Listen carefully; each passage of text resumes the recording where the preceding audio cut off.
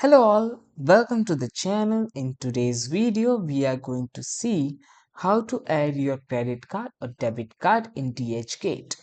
First, you need to go to the website. After going to website, you have to scroll down and choose whatever product you want to.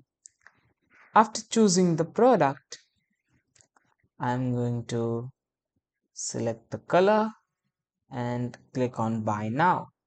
After clicking on buy now, I have to fill the details like my address and my contact and everything.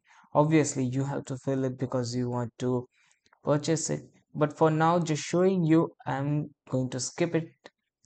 After that, you have to go to the payment method where you have to go with the pay with a new card.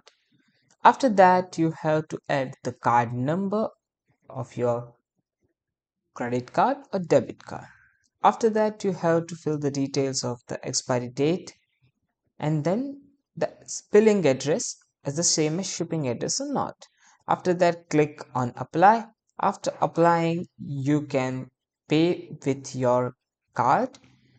So that's how you can add your credit card or debit card on your DHgate.